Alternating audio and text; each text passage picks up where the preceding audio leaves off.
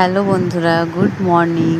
তো আমি সকাল সকাল মানে সকালবেলাও ভোরবেলা তারপরে আর এই ভিডিওগুলো সেই কতদিন ধরে ফোনের মধ্যে পড়ে আছে, আসলে টাইম হয় না, অনেক মানে সময়ই পাওয়া যায় না। এই যে বাচ্চাকে স্কুল টিউশন এটা ওটা করতে করতে না আর নিজের এনার্জি বাঁচে না ঘরের কাজকর্ম করতে।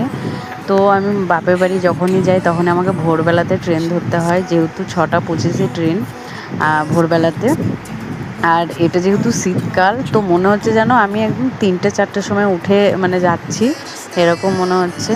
এখনও পর্যন্ত লাইটগুলো বন্ধ হয়নি, যেহেতু অন্ধকার একদম। আর যেই ঠান্ডা, আর এই যে রায়গঞ্জ শিলিগুড়ির দিকে যে আরও বেশি ঠান্ডা থাকে।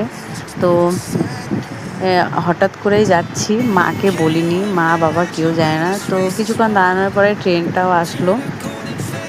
তারপর আর আমি যখনই যাই তখন শ্রেয়সী আর আমরা একাই যাই। এখান থেকে একটাই ট্রেন, মানে রায়গঞ্জ থেকে ডাইরেক্ট আমাকে বর্ধমানে নামতে হয়। বর্ধমান থেকে ভাই আসে, নাহলে অনেক সময় আমি নিজে একাই চলে যাই।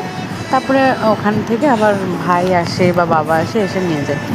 তো বেশ ঠান্ডা ঠান্ডা মৌসুম, তারপরে যে কুয়াশা পড়েছে দেখো কি সুন্দর লাগছে। আর এখন যেই যে সর্ষের ফুলগুলো হয়েছে, ওগুলো আরও সুন্দর লাগে দেখতে।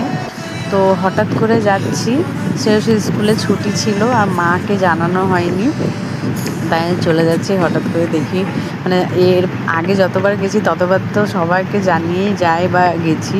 তাই এবার আমি সুবীরকেও বললাম যে তুমিও কিছু বলবে না, আমাকে ফোন করলে আমি ঠিক ম্যানেজ করে নেবো, ফোন টোন ধরবো না বা কিছু একটা বলে দেবো। তো রিয়াকশানটা কেমন দেখবো। তো যে ফারাক্কা ব্রিজটা পার করলাম, এই যে এটাও বেশ দেখতে খুব সুন্দর লাগে, অনেকটা বড় বেশ।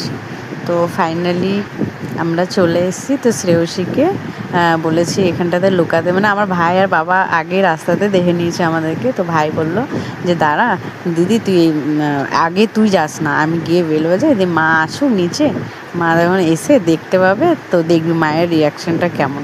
তো সেই জন্য আমার মায়ের চোখটা ধরে ভাই দাঁড়িয়ে আছে আর শ্রেয়সী চলে গেছে।